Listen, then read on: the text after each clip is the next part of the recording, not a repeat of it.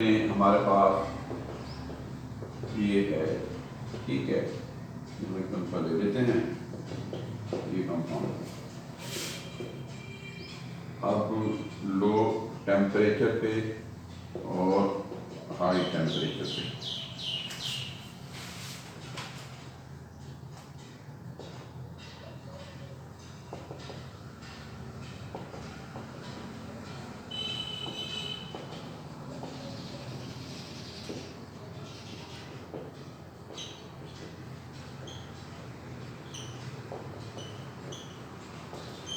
Compound same ही है। देखिए अभी एग्जांपल लीजिए, वही एग्जांपल है। तो ये मेजर होगी लो टेम्परेचर पे, ये माइनर होगी, ठीक है, हाई टेम्परेचर पे। यानी कि टेम्परेचर लो होगा तो इनोल फार्म ज्यादा होगी, कीटो कम होगी।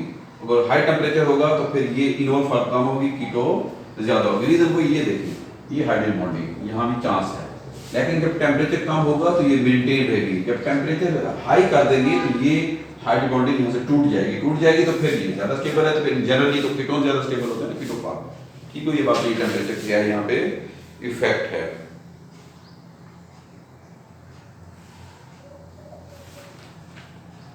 अच्छा, उसके बाद साथ साथ नोट कर लें कैटलिस्ट का इफेक्ट। मैंने आपको कंडीशन में ये बात बताई थी कि कैटलिस्ट का इफेक्ट होता है, ठीक है। और आप एसिड की मौजूदगी में भी ये रिएक्शन करा सकते हैं, बेस की मौजूदगी में ये रिएक्शन करा सकते हैं। अगर कैटलिस्ट नहीं होगा इट टेक्स सेवरल वीक्स, ठीक है, टू रीच एट इक्विलिब्रियम।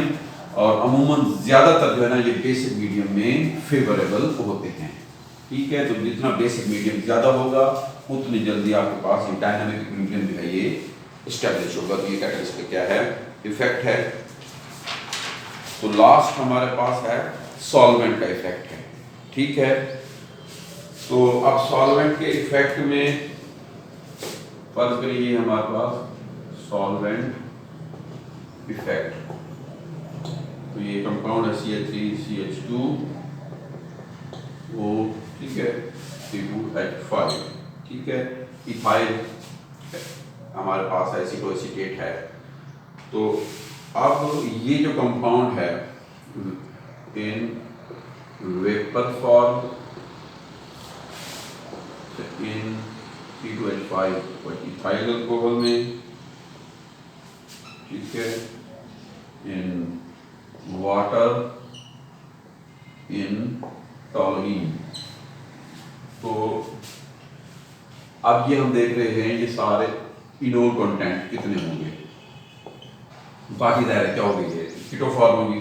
तो 54% है, ये 7.5% है, 0.4% है, ठीक है। वाटर में हो गई ये, ठीक है। और ये 19.8% है। अच्छा, इसमें एक चीज ये ख्याल रखें आप कि जो इनोल कंटेंट है ना, जितना हमारे पास सॉल्वेंट जो होगा, दो किस्म के सॉल्वेंट होते हैं हमारे पास। प्रोटिक सॉल्वेंट भी हो सकते हैं, पोलर प्रोटिक सॉल्वेंट, और नॉन पोलर सॉल्वेंट भी हो सकते हैं, यूं भी सिंपली कह सकते हैं। तो अगर इसके सेकंड जो आपके पास है, ये देखें कि ये CH3CH4HOC2H5, ठीक है। तो ये कीटो फॉर्म है, ये इनोल फॉर्म है। अब यहाँ पे, ठीक है, तो ये आपके पास इनोल और ये, अगर तो सॉल्वेंट है पोलर प्रोटिक, तो फिर उसके साथ क्या होगा कि इसका उसके साथ इंटरेक्शन होता जाएगा, ठीक है। इसके साथ क्या होता जाएगा, इंटरेक्शन बढ़ता जाएगा। कार्बोनाइल ग्रुप का याद रखना आपने, कार्बोनाइल ग्रुप का उसके साथ इंटरेक्शन बढ़ता जाएगा। अब यहाँ पे क्या आपके पास ये इनोल कंटेंट हैं, तो जहाँ पे इनोल होगा उनकी आपस में हाइड्रोजन बॉन्डिंग क्या होगी, वो हाइड्रोजन बॉन्डिंग होगी। क्योंकि जब हाइड्रोजन किसके साथ अटैच है, हाइड्रोजन जब भी अटैच हो हाईली इलेक्ट्रोनेगेटिव एटम के साथ, तो ये यहाँ पे, तो ये दूसरे कंपाउंड के साथ हाइड्रोजन बॉन्डिंग में आता जाएगा, अपने जैसे दूसरे के साथ, अपने जैसे दूसरे के साथ, ठीक है। और यहाँ पे ये आपस में, ये सॉल्वेंट के साथ इसका इंटरेक्शन बढ़ता जाएगा। अब यानी इसका मतलब ये है कि अगर सॉल्वेंट आप, इसका तो आपस में इंटरेक्शन है ना, ठीक है। तो अगर आप देखें कि आपके पास वेपर फॉर्म में, इसका मतलब क्या है कि कोई सॉल्वेंट यहाँ पे नहीं है, ये 54% है। लेकिन जैसे ही आपने इसको इसमें लेके आए, एथेनॉल में लेके आए, स्लाइटली पोलैरिटी है, तो इनोल कंटेंट क्या हो गए हैं, ठीक है। ये वेपर फॉर्म में है, ये क्या है, ये वेपर फॉर्म में है। तो एथेनॉल में 7.5% है और वाटर में क्या है, ये 0.4% है इनोल। वाटर में इसकी कंसंट्रेशन क्या हो गई है, कम हो गई है, ठीक है, क्योंकि जब पानी पोलर आएगा तो फिर पोलर इसके साथ हाइड्रोजन बॉन्ड बनाएगा, इनकी आपस में हाइड्रोजन बॉन्डिंग नहीं हो पाएगी, इसलिए इसके कंटेंट क्या हो जाएंगे, ठीक है, कम हो जाएंगे। और जैसे ही आप देखें कि इसमें क्या किया आपने, यही फर्ज करें कि अगर इसको आप 19.8, तो ये ठीक है 80.2% कीटो फॉर्म होगी, ठीक है। और यहाँ पे 99.6% होगी, यहाँ पे 96.5% होगी, इसको यू भी कह सकते हैं, ठीक है। ये कीटो फॉर्म है। अब और से देखें कि अल्कोहल में इनोल कम है, कीटो फॉर्म ज़्यादा है।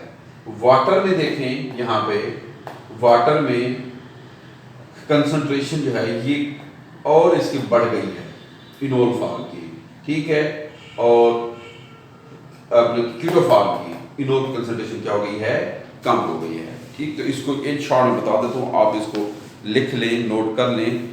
The nature of the solvent greatly affects the position of the equilibrium in keto enol टॉटोमरिज्म।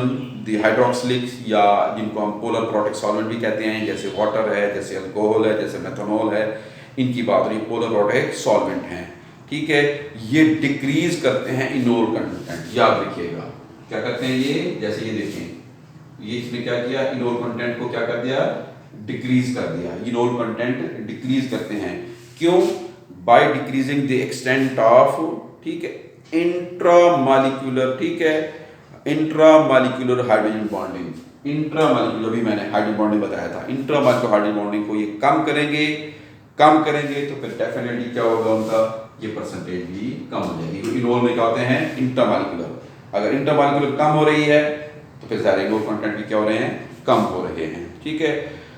Intramolecular hydrogen bonding and increases the keto form, तो कीटो फॉर्म को कंसंट्रेशन बढ़ा देते हैं, ठीक है।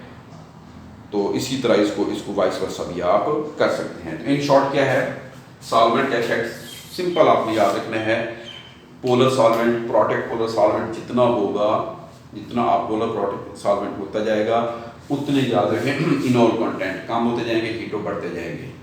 जितना नॉन पोलर होगा उसमें इनोल कंटेंट क्या होंगे, ज़्यादा होंगे, ठीक है, उसमें ज़्यादा होंगे। जैसे ये देखिए, जैसे नॉन पोलर पे गए तो ना इनोल कंटेंट बढ़ गए, कीटो फॉर्म कम हो गए, ठीक है। तो ये फैक्टर्स हैं। इसी तरह लास्ट में एक पॉइंट और बता देता हूँ मैं कि डिटर्मिनेशन के जो है मेथड, हम लैब में क्या हमारे पास फिजिकल भी हैं, केमिकल मेथड्स भी हैं।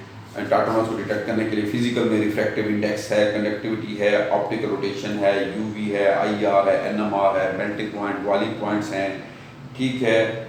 और फ्लो मेथड है जिसको हम पोटेंशियोमीट्री भी कहते हैं। और इसी तरह केमिकल मेथड में जो सबसे फेमस है वो टाइट्रेशन की टेक्निक्स है, ठीक है तो उसमें काइनेटिक्स, और वो काइनेटिक्स फाइंड आउट हम करते हैं टाइट्रेशन की बेस पे। तो ये इन शॉर्ट किया, ठीक है। अस्सलाम वालेकुम।